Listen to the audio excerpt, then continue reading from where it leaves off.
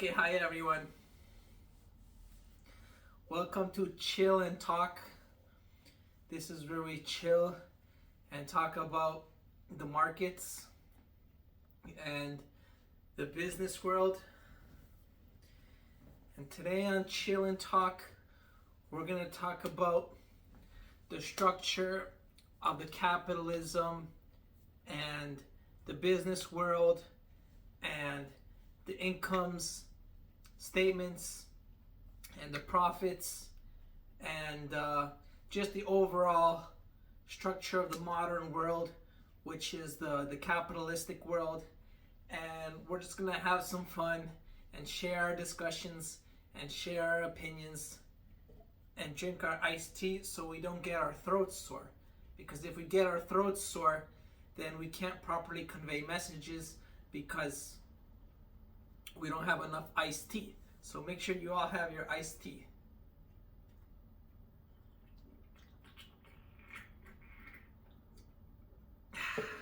So I know there's probably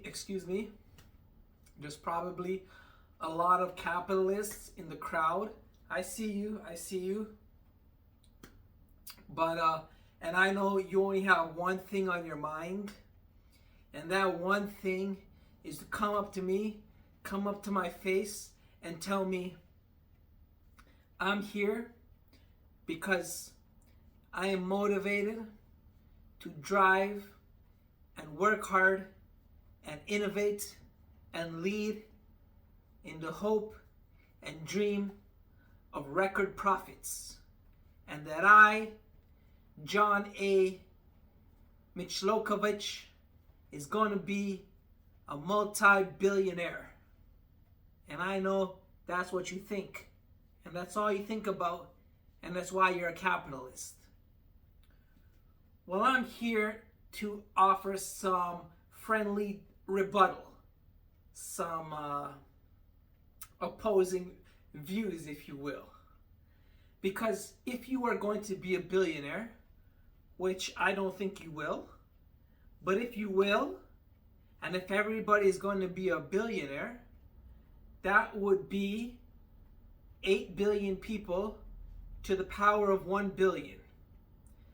Now, get your calculators out, and can anybody, yes, you in the back, can you tell me what 8 billion to the power of 1 billion is?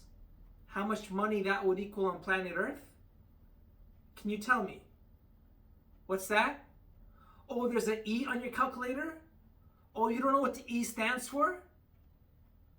Well, I got some breaking news for you. If you don't know what the E in your calculator stands for, there's a slim chance that you're going to be a billionaire. It's just the reality.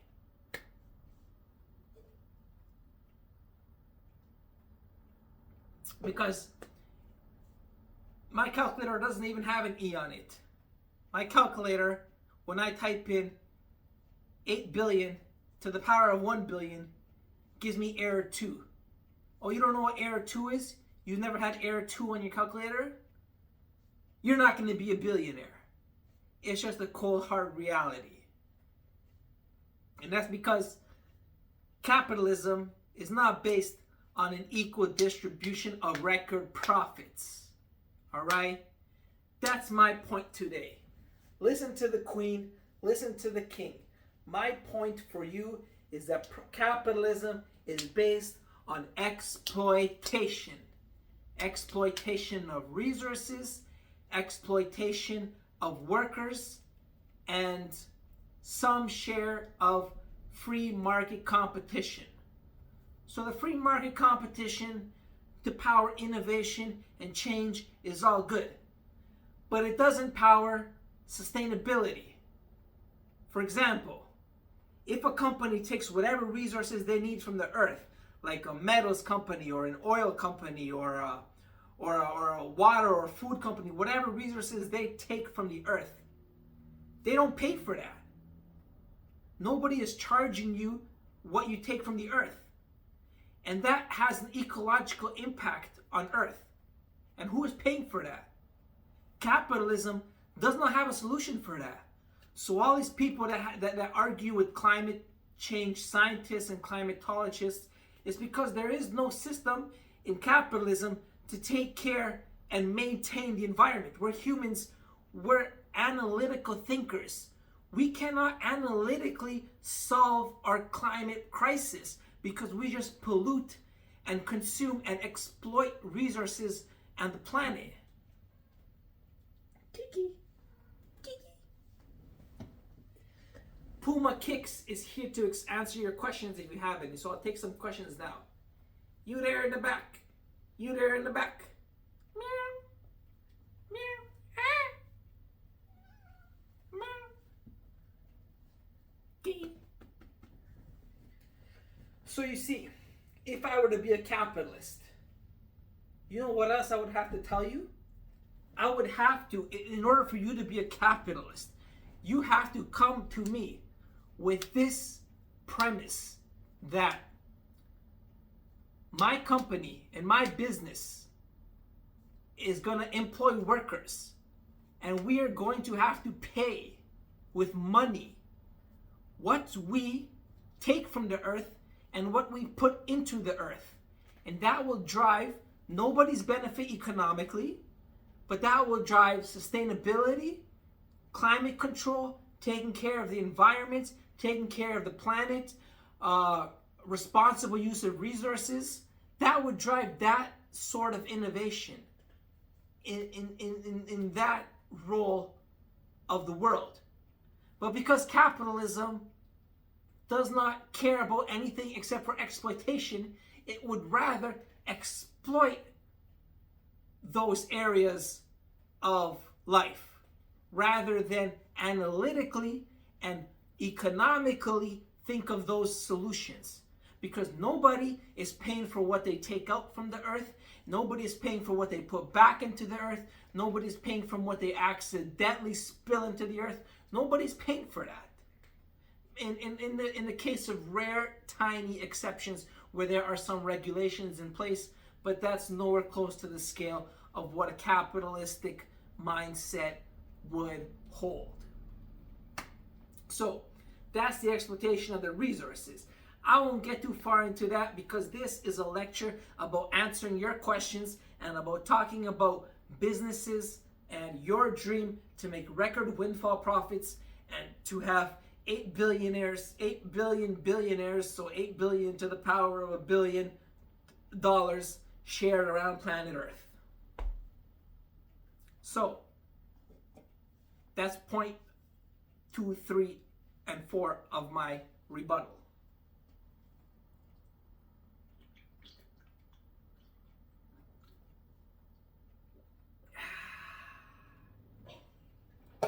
Now, let's talk about some solutions. Because this is a solution-driven lecture. We are here to fight and battle for our solutions. We are not here to talk about celebrities. We are not here to talk about debates. We are not here to talk about sports. We are here to talk about capitalistic solutions. So, let me give you a little bit of some background education in my lecture number 5 about some capitalistic elements of the modern business world. So, in business, it can all be written down on paper in the balance books to properly define how successful and the way your business is run. And these metrics are used to define varieties of businesses, in fact, like all businesses, although there will be holes and gaps. But we can summarize different elements such as earnings, revenue, goods sold, compared to expenses such as cost to produce those goods, cost to pay the employees, and taxes. And that would define a business. Now, because you're a capitalist, that's not all you care about, is it? Because I know. And let me tell you, when I say I know, you also care about the stock charts. You are all day on the forums, all day on Reddit, all day on Twitter, talking about your stocks. And in the modern capitalistic world, the stock charts and company stock prices are correlated to the fundamental business once a company is big enough and decides to go public. So let's talk about that for a while. But first, we're going to take a little pause. We're going to take a little pause and we're going to answer some questions. So, before we get into the stock prices in relation to the capitalistic businesses and exploitations, let's take a pause, back up a step, and handle some questions. So, question 1. Yes, this is authentic iced tea I am drinking. That was a good question. Question 2.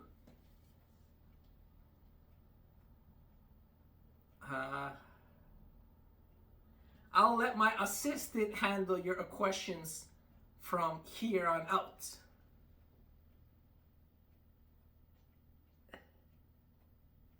She will answer all your questions regarding the night elves. Now, night elves face a lot of discrimination because they are dark and they live underground and they control dark magic. But is that really a reason to discriminate my lovely assistant here, who is in fact one of the queens of the dark elves? Let her educate you on her people.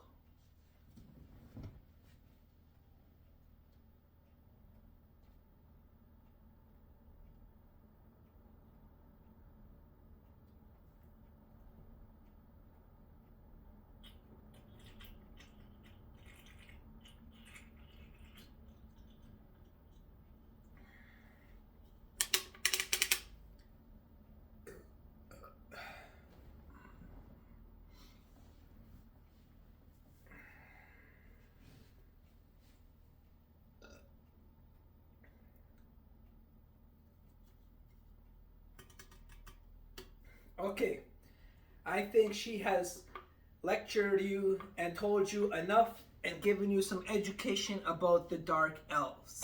Now, back to my lecture and the conclusion about my capitalistic,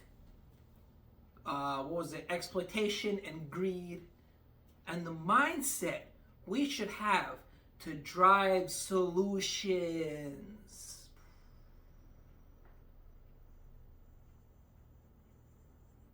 So, how does it all tie in currently? How does the money work? So, picture this. Let's use an analogy. An analogy is, let me think of an analogy. Because I could give it to you straight up, but you don't want to hear that. You want to hear some artistic dialect, if that's a word. Dictation. So let's think of an analogy. Let's say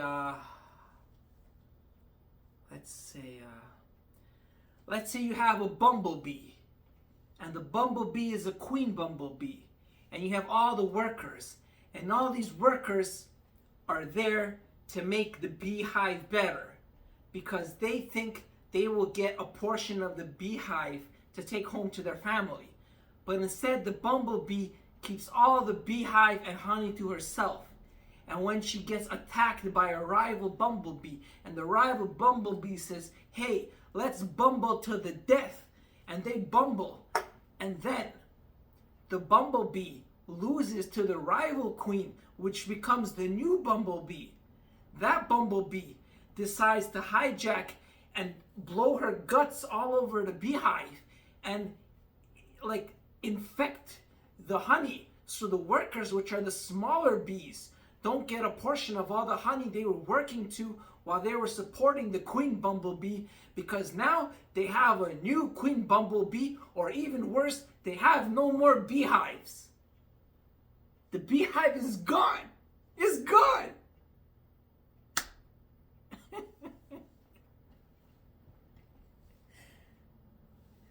So that was an analogy about the stock world market in relation to how companies represent themselves in the stock market. Now you're gonna see a lot of resemblances to the analogy when I tell you the explanation, my lecture, but keep your gasps, your oohs and ahs to a minimum, because people need to hear the rest of the lecture before we head to questions. So, the first thing you do when you are in search of becoming a billionaire and in chase of record profits is you set an IPO. An IPO is known as an initial public offering. And that's when you decide to let all hell break loose and just put your company out on the market. And what you do then is you say, like, you know what? We got 2 billion in revenue. We got a new idea. We're growing at 60 to 70% earnings per year for the past whatever years we've been private. We're going to value our company with the help of these banks and these people who manage the IPOs at what was it? I'm thinking of an example. I think Uber is my example. They valued at 60 billion, right? 60 billion. So Uber's not making that much money, but they were making pretty good money. But it was still a crazy. Was it 60 billion or 600 or 300 billion? I think it was 60 billion. They valued their company at 60 billion, which means that's 60 billion in their pockets. Something, right? Because you just say, you can have a share of my company, and if the stock price goes up, you get rich too. Or we'll pay you dividends, which is a percentage of our profits will go directly into your bank account depending on how many shares, how much percentage of our company you own. And Uber said, we're worth 60 billion, so we're gonna sell millions of shares, a total of $60 billion. You buy those shares from us, we get the money, but we don't own our company anymore. So you get voting rights if you want to vote on decisions. You also own a portion of the company if the stock price goes up. But from here on out, we don't make any more money because that's our IPO. That's where we got our money from. Now it's up to you for you to make money from owning our company. And Uber in the past 3 years has gone nowhere. It's gone down for 2 years to like 40 billion. If the number is right, 60 billion, something around there, I believe. And then in just this year, it's come back to 60 billion. So since it's existed, nobody's made any money off of it unless you've been doing some tactics and exploiting the stock charts, you know? So, my back hurts. Ugh. So that, ladies and gentlemen, is how the stock price works with the stock symbols and the stock market. You know, you really just selling your company to people who think they'll get rich by owning your company. And this doesn't just include people like me and you who log on to our broker and try and trade these shares, you know? 80% of the owners of the stock charts are institutions like banks and retirement funds and whatever else, and the insiders like the executives and whatever. So I was just reading up that the executive gets paid in stock options, so they are incentivized. Like they don't get enough of a $19 million salary. to do well, or they're not incentivized just by the nature of working at a job to do well, that they need some extra motivation of getting the stock price to go up to get financially motivated to do a good job. And it's all bullshit because they don't have any control over their stock price. All it's going to do is manipulate their minds to start fudging up before the earnings releases and starts, doing these charades to benefit the stock price so they can get some money. It has nothing to do with running a company successfully. See, we're already going down this bad rabbit hole of why this stock chart is bullshit. One is the executives getting paid and incentivized by the stock price is totally ludicrous. And two, when the stock price does well, it's said that these CEOs get to keep their jobs because the shareholders vote on who's the CEO and whatever, and they like the stock price going up. It's even more bullcrap. One thing that is of concern, of a level of concern, is if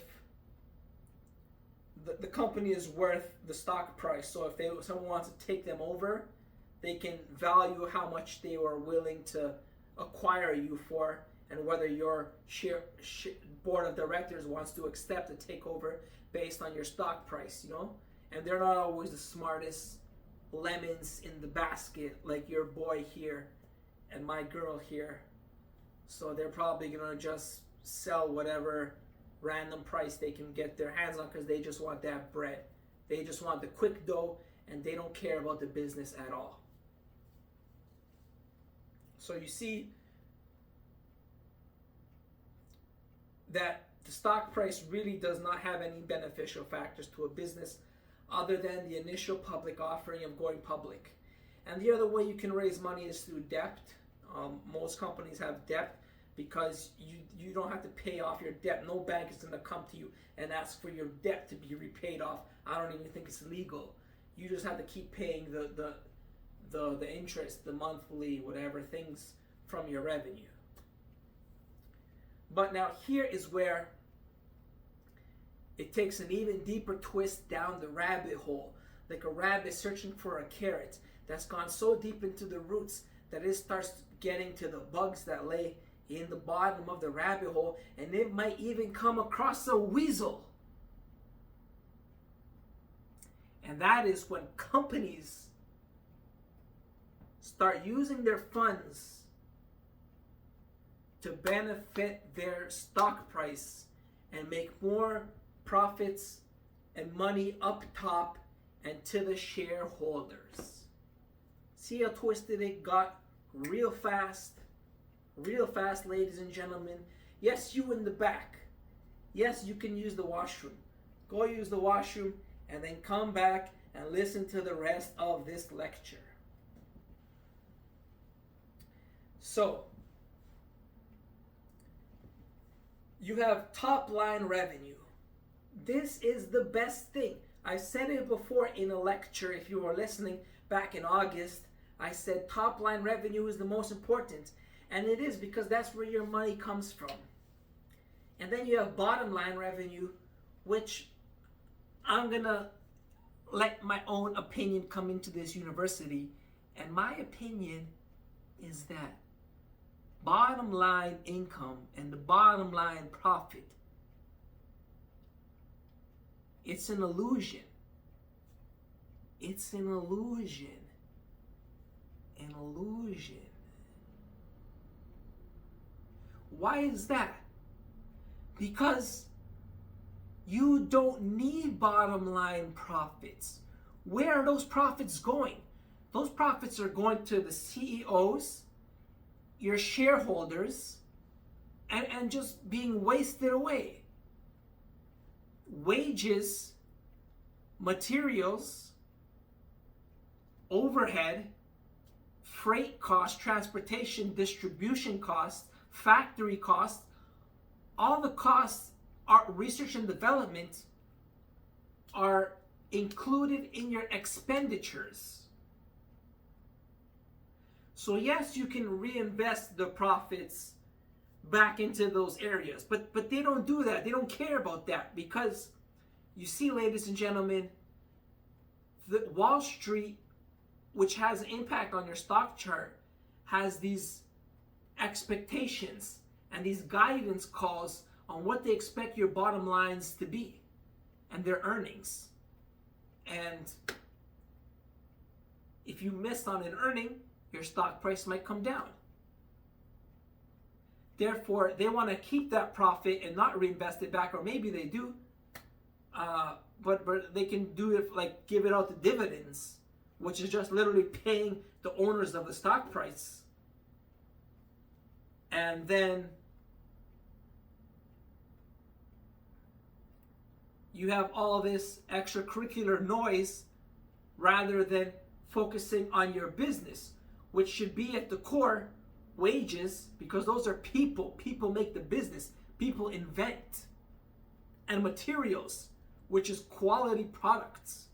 So you have materials and wages, and that should be at the foundation of your business. And let's use an example of a car company, an electric car company. The biggest electric car company. We won't name names here because we don't want to get called out on Twitter, because this is the University of Facebook and not the University of Twitter. So we're not going to call out this electric car company. But their stock price is like a gold mine. And their whole company is based on top line revenue. They have nothing on the bottom, nothing. Sometimes they have a good year and the stock price goes like this. It goes like that. It's a meme. It's a meme on the internet, this stock symbol. So what I'm trying to prove to you and say with this is that you don't even need a bottom line, period. There's so many companies with price to earnings ratios, PE ratios, in the thousands, in the hundreds, because they have no earnings, but they have a high stock price and they have revenue and growing revenue and a good business model. So you don't even need this bottom line revenue to increase bottom line income to affect your stock price. Your stock price can take off. Nobody is here to tell you how a stock price is going to move, because they don't know what factors influence it. Sometimes you miss on the guidance. Sometimes you miss on earnings. Sometimes you win on earnings. And the stock price still does whatever the hell it wants. It can be affected by macroeconomic factors such as the health of the economy and stuff like that, rising interest rates. So you may not even need bottom line earnings. Just keep the top line and invest in your business, wages and materials, and you will have a good foundation principle. You've IPO'd and the stock price will take care of itself, and you don't got to worry about paying the CEO. You got to get an intelligent group of board of directors that won't sell the company. And that's part of how we can drive solutions to our exploitative capitalistic greed and dreams of being a billionaire because of a stock. Right? Yes, you in the back. Thank you. I appreciate your support. Now, what else was I going to say?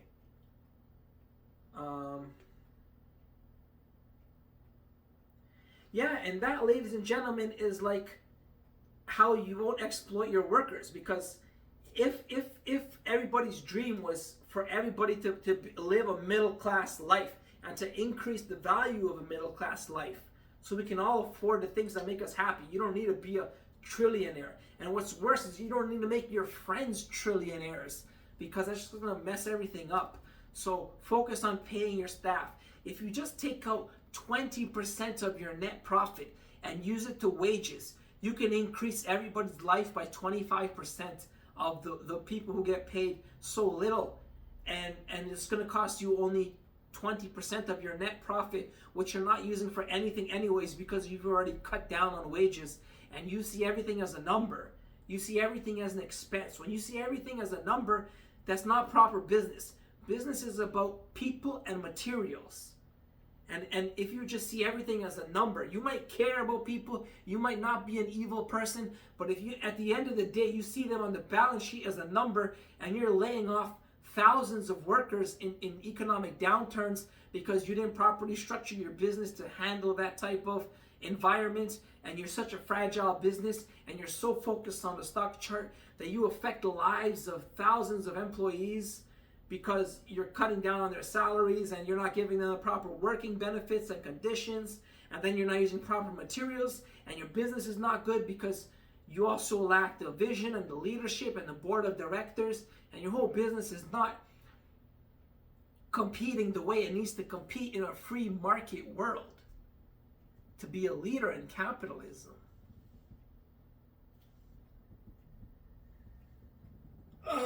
So that concludes today's lecture.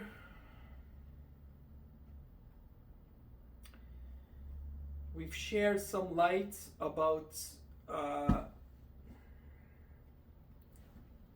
we've shared some insight about capitalism and how businesses are run. And if you have a contrary opinion, which is probably wrong, but you may have some type of spin on it, hit me up with a question. Go to my Twitter handle, type in my professor name, Professor Nick at the university. Hit up my queen, let her know what you thought of this lecture. She was taking photographs for the Instagram watch party. And we out here. I hope you learned a little. Get yourself a refreshment. I know I'm gonna get one. And go home, talk to your family and friends what you learned today. And until the next time, stay intelligent, stay innovative, stay winning, and we'll see you out here.